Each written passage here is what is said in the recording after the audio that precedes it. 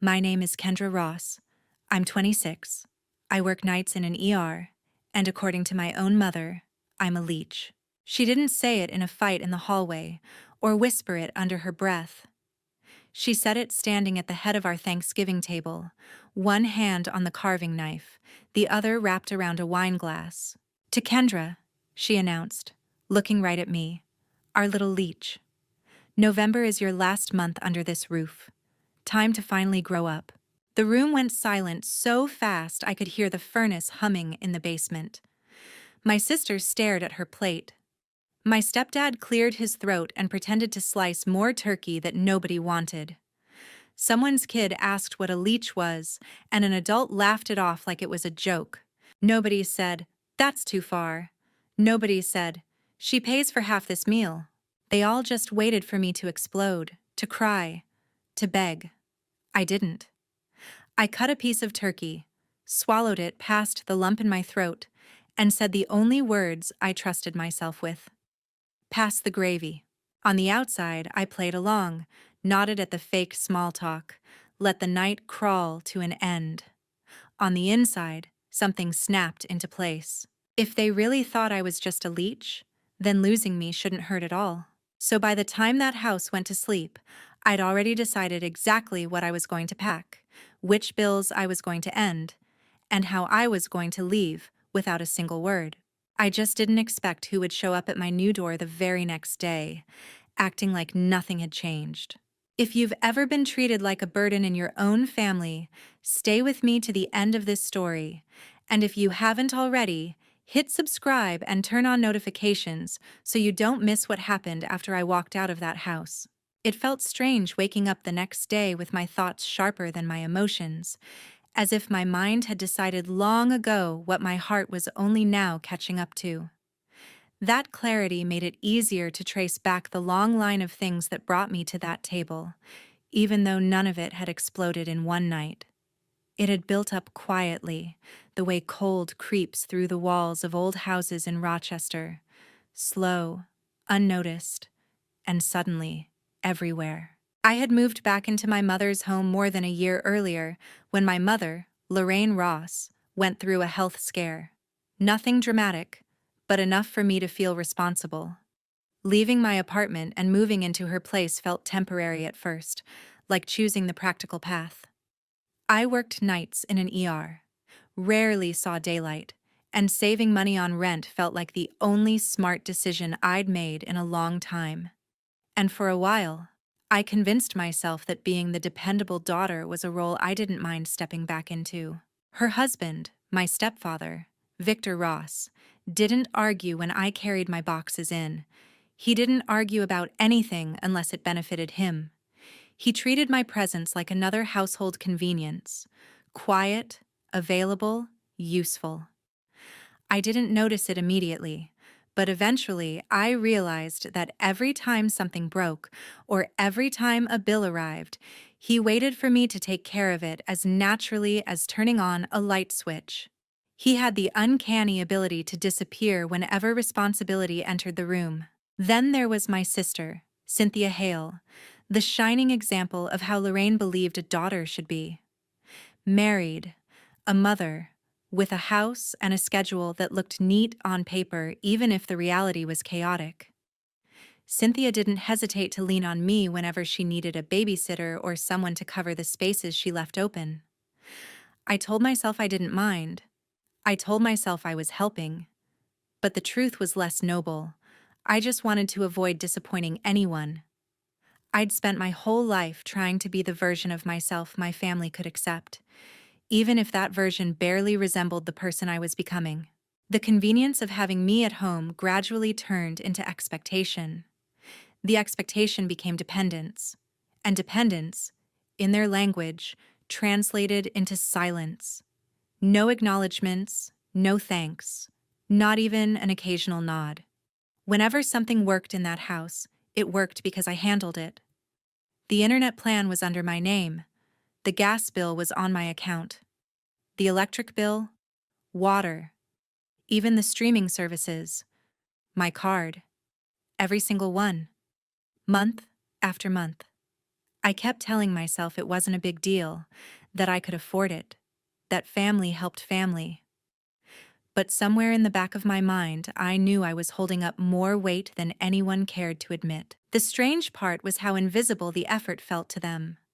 When the fridge was full, they assumed it had always been full. When heat flowed through the vents during the cold Rochester winters, they assumed it flowed on its own. When the Wi-Fi connected instantly, no one imagined it came from the same paycheck that covered my scrubs, my rent contribution, my loans. It was easier for them to see me as the one who had come back home than the one who kept the home standing. Even my mother, Lorraine, used my presence as a way to maintain the illusion that her house was still functioning smoothly. She liked people to believe everything was under control, that she was the kind of woman whose adult daughters came home out of affection, not necessity. And whenever I tried to talk about boundaries or share the strain I felt, she treated it as if I were being ungrateful, as if having a room in her house erased the years of support I'd quietly taken on. The imbalance wasn't loud. It wasn't violent. It grew in the spaces where gratitude should have lived. Every small dismissal, every shrug, every reminder that I was still figuring things out, pushed me a little further away. And the more I stepped in to fill the gaps, the less anyone noticed I was doing it. By the time the holidays approached, the pattern felt permanent. Lorraine had perfected her subtle comparisons, Cynthia, the accomplished one, me, the unsettled one. Victor assumed I would cover anything he forgot. Cynthia assumed I had endless time and energy, and I assumed none of them would ever truly see the cost of the role I played. The fault line was already there. The ground had already shifted. What happened at Thanksgiving didn't create the break. It simply revealed it. I had spent so long trying to rationalize their expectations that I barely noticed how far I'd drifted from myself. The more I tried to hold everything together, the more invisible I became in the house I helped keep warm. Looking back, the signs had always been there. The exhaustion in my chest after double shifts. The resentment I tried to swallow whenever my phone lit up with another request. The quiet ache whenever I realized I couldn't remember the last time anyone asked how I was doing without needing something in return. I had convinced myself this was what loyalty looked like. But loyalty without acknowledgement isn't loyalty at all. It's erosion, steady, silent, and devastating. And by the time November pressed in with its early darkness and heavy skies, the erosion had already hollowed out everything I thought I had left to give. Morning settled over me before I was ready to face it. The kind of morning that didn't ask permission to arrive. I sat on the edge of my bed for a few minutes, letting the stillness press against my chest. There was no plan written out, no checklist taped to the wall. Yet everything in me moved with the calm certainty of someone who had already rehearsed this moment in the quiet corners of her mind. I didn't need anger to guide me. Clarity was enough. The first thing I did was pull my laptop onto my lap and open the browser. The routine of logging into various accounts had become so familiar that my fingers moved without hesitation. The internet service was under my name, the one bill I had never missed. I stared at the account page for a moment, not out of sentiment, but because it was strange realizing how much responsibility I had carried without ever calling it responsibility. Then I pressed the button. Service scheduled to end. Confirmation email received a second later. It felt precise, almost surgical. Not an act of vengeance, just a boundary drawn cleanly. Next were the utilities. Gas first, then electric, then water. Each account carried months of payments I'd made automatically, never pausing to consider how unusual it was for someone my age to be paying for an entire household that wasn't truly hers. Turning off autopay felt like sliding a heavy weight off my shoulders. There was no guilt in the motions, only an unexpected sensation of reclaiming something I had given away too freely. Subscriptions came after. Streaming platforms, cloud storage, small monthly services that seemed harmless individually, but added up in ways no one else ever acknowledged. I changed passwords methodically, one after another, marveling at how quietly I had set up the digital world the entire household depended on. None of them had ever asked where these conveniences came from. They simply assumed they existed. When my accounts were handled, I finally turned to the room itself. Packing didn't take long. I owned fewer things than most people my age, partly because my schedule left little time for hobbies, partly because living with my mother made me feel as though the space wasn't truly mine to fill. Clothes, work scrubs, a few books, a shoebox of letters, a folder of financial documents. Everything fit into 2 bags and an old duffel I kept from college. I didn't linger over objects or attempt to preserve memories that had already faded. There was no need to make the moment heavier than it already was. The house around me remained quiet. No footsteps in the hallway, no creak of the bathroom door, no sound from the kitchen. It struck me how often I had adapted myself to not disturb anyone, always moving gently, always accommodating. That habit felt unnecessary now. I walked down the hallway with my bags in hand and didn't look back at the room I had slept in for months. It had never felt like a sanctuary, just a temporary landing spot in a place that used my presence more than it welcomed it. I set my keys on the kitchen counter.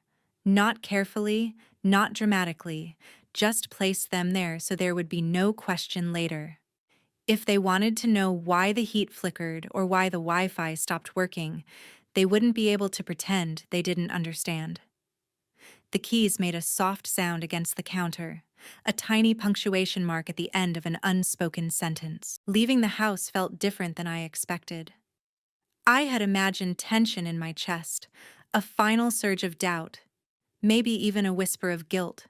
But the air outside was cold and clean, and the weight I anticipated never came. It wasn't an escape. It wasn't even defiance.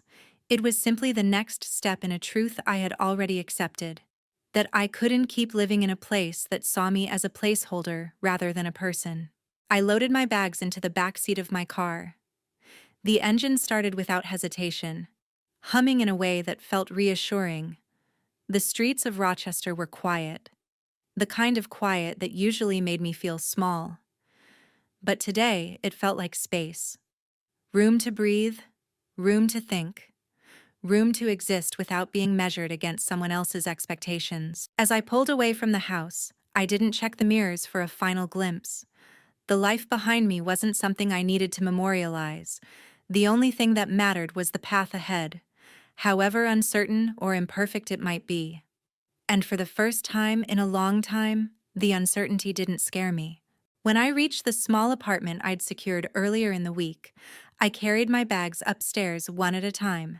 The stairwell smelled like dust and old paint, but it felt honest in a way the house I'd left never had. I unlocked the door, stepped inside, and set my things down on the scuffed wooden floor. It wasn't much, but it was mine. Every crack, every imperfection, every inch of space belonged to me and no one else. There was no need to declare anything or assign meaning to the moment. Standing in that quiet apartment, I simply allowed myself to exist without carrying anyone else's weight. And for now, that was enough. The evening settled in quietly, the kind of quiet that doesn't ask for permission, just spreads itself across the walls until it becomes part of the air. Standing in the middle of my new apartment, I realized how unfamiliar the silence felt. Not uncomfortable, just different, like discovering space I hadn't known I needed. There were no footsteps overhead, no clatter in the kitchen, no murmurs drifting down a hallway. Just the soft hum of the radiator struggling against another cold night in Rochester. I sat on the floor with my back against the wall, letting the emptiness of the room wrap around me. The place wasn't much. The paint was chipped in spots, and the floor curved just slightly near the entryway, but it grounded me in a way that made the chaos I'd left behind feel distant. The simplicity felt earned. For once, I wasn't trying to shrink myself to keep from intruding. I didn't have to calculate how much noise I made or consider how anyone else might interpret my presence.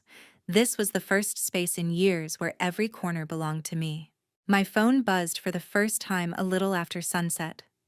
The sound echoed in the apartment, sharp enough to cut through the calm. I didn't pick it up immediately. Instead, I watched the screen glow on the floor beside my bag. A message preview appeared, the familiar contact name sitting at the top. It didn't surprise me. It only reinforced a truth I'd been circling around all day. The moment I stepped out of that house, a balance they never noticed had shifted. The message was short, almost dismissive in tone, as if nothing significant had occurred. A simple question about the Wi-Fi, phrased like routine maintenance. It was strange how easy it was for them to treat my labor like a default setting, something they assumed would continue even without me physically there. The expectation itself felt heavier than the words. I didn't open the message. I didn't need to. The preview told me enough about what they were really asking. Return to the role they'd built for me. Keep their world running. Pretend none of the last 24 hours had meaning. Another message arrived shortly after, this one longer, more frazzled at the edges. Not frantic, not apologetic, just uncomfortable in a way that suggested inconvenience rather than concern. It mentioned a movie not loading and a child upset. The subtext was clear. Even in my absence, they expected my patience to stretch across the distance, to fill the holes they'd never bothered to patch themselves. I placed the phone face down on the floor.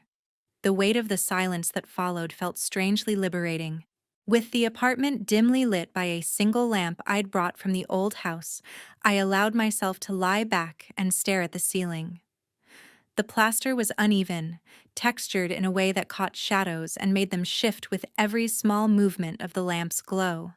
The imperfections felt almost comforting, a reminder that not everything had to be polished to serve a purpose.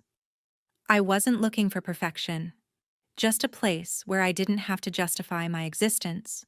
The air inside the apartment was cold, but not unkind. The radiator clanked sporadically, fighting to warm the room. In my mother's house, heat was something that flowed effortlessly, unnoticed, because I made sure it did. Here, warmth felt like a collaboration between the building and me, a fragile truce that made me appreciate every bit of comfort the room struggled to give. I wrapped myself in an old sweatshirt and listened to the pipes settle. Night deepened, and the glow from streetlights outside cast faint stripes across the floor. I hadn't realized how exhausted I was until my breathing slowed and the tension in my shoulders eased. The absence of obligations was almost dizzying. No one calling my name down a hallway. No one asking for a favor. No one hinting that I wasn't doing enough. Even my own thoughts felt quieter, more contained, no longer overshadowed by the constant pressure to anticipate someone else's needs. As I closed my eyes for a moment, trying to relax into the silence, my phone lit again. The buzz was softer this time, almost hesitant. I didn't touch it. I let it fade on its own, returning the room to stillness. The choice not to respond didn't feel vindictive. It felt necessary. A way of marking a boundary I should have drawn long ago. The world on the other side of those messages no longer defined me, and I didn't owe it my energy. Eventually, I stood and looked around the apartment once more. The bare walls, the empty floor, the single lamp, everything felt like a blank beginning, not a loss. I didn't know what the next day would bring. I didn't know what adjustments I would have to make, or how long it would take before the space fully felt like home. But in that moment, the uncertainty wasn't frightening. The quiet wasn't a threat. It was a pause, a rare chance to hear my own thoughts without interruption. For the first time in a long time, the night belonged entirely to me. Morning arrived with a low haze drifting through the apartment windows, giving the room a muted softness that didn't match the tension building in my chest. I'd barely finished organizing a small stack of essentials when a sudden, deliberate knock echoed through the hallway. The sound cut through the stillness in a way that told me it wasn't a delivery, a neighbor, or a mistake. It carried a weight I recognized instantly, a weight I had hoped I wouldn't have to face this soon. The moment I opened the door, the expression on Victor Ross's face told me everything I needed to know. He looked out of place against the worn frame of my apartment, like someone pulled out of a familiar script and dropped into a scene he didn't understand. The discomfort in his eyes wasn't concern, it was disruption. Something in his carefully maintained world had slipped, and he had come to restore it. He stepped inside without waiting, scanning the apartment as if trying to measure the gap between the life he expected me to live and the one I was choosing instead. I could feel the judgment in the way he glanced at the empty shelves and the plain walls, but what struck me more was the irritation beneath it. Not worry. Irritation. As if my absence had inconvenienced him more than it had unsettled the household. There was no need for him to speak for me to understand why he was there. The look on his face held a familiar urgency, the kind that had appeared in small ways over the past year whenever something in the house didn't function the way he wanted. Heat, internet, streaming, payments he'd never tracked because he assumed someone else would. That someone had always been me. Standing there now, watching him shift his weight, I felt the full reality of what I'd carried for so long. None of them had ever been responsible for the structure that kept their lives comfortable, and now that structure had collapsed the moment I stepped away. It wasn't surprising, but seeing the consequences appear so quickly gave me a clarity I hadn't expected. As he stood in the center of my apartment, I let my thoughts run through the long list of responsibilities I had quietly taken on. The electric bill, the gas line, the streaming accounts, the small conveniences no one had ever paused to appreciate. All those invisible threads I'd woven into the household, threads no one noticed until they snapped. The silence that followed was thick with everything he wasn't saying, and everything I had known for months but had refused to acknowledge. Being confronted so soon after leaving might have rattled me under different circumstances, but instead it made something crystallize inside me. I saw clearly the roles we had all played. Victor's frustration wasn't rooted in care. It was rooted in the sudden realization that he now had to pick up tasks he had ignored for years, tasks he didn't understand, didn't want, and didn't know how to handle. The ease of blaming me was gone because I was no longer part of the machinery that kept the household running. He looked at me in a way that suggested he expected explanation, apology, reversal, something to make his appearance worthwhile. But there was nothing inside me that matched those expectations. The emotional distance between us had grown steadily over time, widening every time he dismissed the work I did or the strain I carried. Now, standing inches from me, he felt like a stranger demanding access to a version of me that no longer existed. My mind drifted to the countless moments when I'd covered for the family without hesitation. Long shifts followed by late-night payments, small repairs, solutions to problems they didn't know existed. I remembered the exhaustion that clung to me on days when everything pressed down at once. My job, their demands, the silence that swallowed any acknowledgement I might have hoped for. I had been a source, a function, a tool, rarely a person. Seeing Victor here, in this place I had built for myself, made it clear how deeply that dynamic had rooted itself. The urgency in his presence didn't reflect concern for me. It reflected fear of losing access to what I provided. There was something sobering in that realization, something both painful and liberating. I didn't owe explanations to a man who had never truly seen me.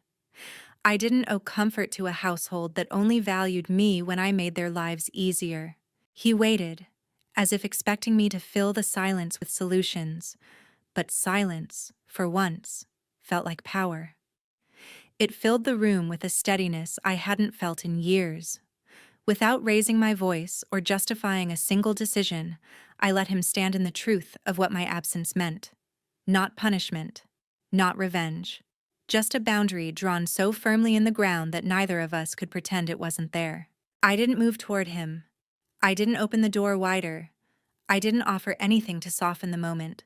The only thing I allowed myself to feel was the quiet certainty that I had finally stepped out of a role that never should have been mine in the first place. The apartment settled into a familiar stillness after Victor left, a stillness that wrapped around me like a reminder that this space finally belonged to me alone. I moved through the room slowly, adjusting a stack of folded blankets, shifting a small lamp closer to the corner, letting my hands drift over the surfaces I could call my own. The quiet didn't feel like emptiness. It felt like a boundary holding its shape. The air carried a strange brightness, almost as if the walls themselves had exhaled after years of pressure I didn't realize I'd been carrying. I hadn't expected the house to unravel so quickly after I walked away, but the steady rhythm of notifications that began to gather on my phone made it clear how deeply my absence had cut through their routines. Each alert vibrated across the countertop like a small knock asking to be let inside. I didn't rush to read them. The mere sound of the phone buzzing was enough to tell me that someone back home had realized a new problem they couldn't fix. When I finally glanced at the screen, I saw the pattern immediately. Missed calls, text previews stacked one after another, timestamps creeping across the morning hours. None of them held anger the way I would have expected. Instead, I sensed disorientation, a quiet panic slipping through the cracks of every message. It was the kind of shift that happened when certainty evaporated all at once. The tone I recognized best was desperation disguised as concern. My mind drifted over the years that built up to this moment, the many times I absorbed responsibility without acknowledging its weight. I remembered evenings when I dragged myself home after shifts at the hospital, drained but still alert enough to pay attention to the things no one else noticed. The overdue statement on the counter, the blinking router, the thermostat running hotter than it should. I picked up every detail instinctively because the household only worked if someone did. And that someone had always been me. Now, seeing the incoming messages pile up, I realized how deeply they had depended on the structure I created behind the scenes. The illusion of stability had always rested not on family unity, but on my willingness to fill the gaps everyone else stepped around. As soon as I stepped back, the gaps widened into something they couldn't ignore. The next wave of notifications came in softer, almost hesitant, as if the senders weren't sure how much space they still had in my life. A few names I expected appeared on the screen, each carrying their own brand of unease. There was a faint thread running through all of them, a plea layered under excuses, a suggestion that I should return because it would be the reasonable thing, the implication that distance would only make things harder. For them, not for me. As I scrolled, the realization struck with quiet force. They were not reaching out because they wanted to understand me. They were reaching out because they couldn't function without what I provided. It was a distinction I had ignored for too long, and seeing it now made something settle inside me like a heavy truth finally landing in its rightful place. The room around me felt sturdier as the thought grew clearer. I wasn't responsible for the consequences they now faced. I wasn't responsible for fixing the aftermath of decisions they made without considering what it cost me. I wasn't responsible for soothing the discomfort that came from being confronted with their own neglect. What they felt now wasn't grief. It was loss of convenience. The more the messages came in, the more I sensed a shift I hadn't allowed myself to name before. My pulse didn't quicken, my chest didn't tighten. I didn't feel the familiar pull to smooth things over. Instead, I felt a widening distance that didn't hurt. It steadied me. This wasn't retaliation. It wasn't even anger anymore. It was clarity. The kind that forms when a person steps outside the structure that once defined them and realizes how small that structure actually was. I knew I would keep receiving messages. maybe even more frantic ones, but none of them had the power to undo the boundary I had drawn. The phone buzzed again, vibrating against the countertop in a steady rhythm. I let it ring. I didn't need to read every word to understand what they were asking. The household was unraveling, the roles were collapsing, and the silence on my end was louder than any argument I could have offered. I stepped away from the phone, letting it buzz unanswered while I pulled open a window to let in a breath of cold air. The breeze slipped into the room and carried a quiet sharpness that reminded me why I left. It reminded me that not every call demanded a response, not every plea required a return, and not every crisis belonged to me. The messages kept coming, but the distance between us had already settled, firm and unshakable. For the first time, the weight wasn't on my shoulders. The consequences were landing exactly where they belonged. Time kept moving after everything broke. I went to work, came back to my small apartment, paid my own bills, and built routines that belonged only to me. The house in Rochester where I grew up became just another address, not the center of my life. The fallout followed by mail. Envelopes showed up in my mailbox with my name stamped across the front, listing balances for gas, electric, and services I had set up for a family I no longer lived with. One letter came from the property management company for my mother's rental. Utility shutoffs and unpaid amounts were now a problem for the lease. My name sat in the middle of the page as the primary account holder. I had left the house, but on paper I was still tied to it. If I wanted a clean future, I had to cut those strings. That was when my aunt, Nadine, stepped in. She had always stayed at the edge of family drama, seeing more than she said. Now she was the first person to reach out without asking me to come back or fix anything. When Nadine came to my apartment, she brought a folder full of copies and notes. She had already called the landlord and the utility companies. At my small table, she laid out every page with my name on it and calmly explained what needed to be done so I could walk away without debt or damage. For the first time, someone treated my situation as something unfair to me, not as an inconvenience to everyone else. Signing the forms felt heavier than I expected. With every signature, one more thread tying me to that house loosened. I was not erasing the help I had given. I was ending the assumption that it would never stop. News about the old house reached me in fragments. Nadine mentioned that the landlord refused to renew the lease without a bigger deposit after the utility trouble. My mother and Victor had to move into a smaller place they could actually afford. Cynthia picked up extra hours and arranged childcare that did not depend on me. Their lives adjusted to what they could carry on their own. It did not feel like revenge. It felt like things finally matched reality. My own life became simple and solid. I picked up extra shifts when I wanted more savings, not because I was afraid of another surprise bill. I bought small things for my apartment because they made it feel like home. I stocked my pantry with food I chose.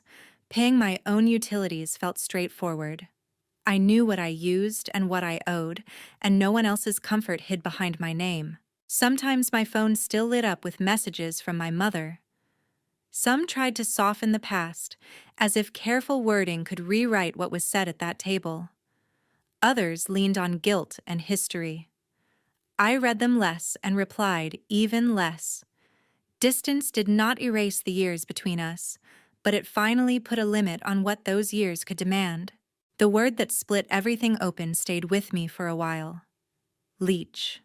It sat in the back of my mind, sharp and ugly.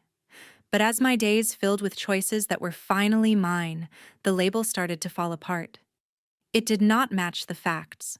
It fit the people who needed a story where I was the problem. One night, sitting at my own table with a simple dinner and a few notes from work, the whole thing finally came into focus.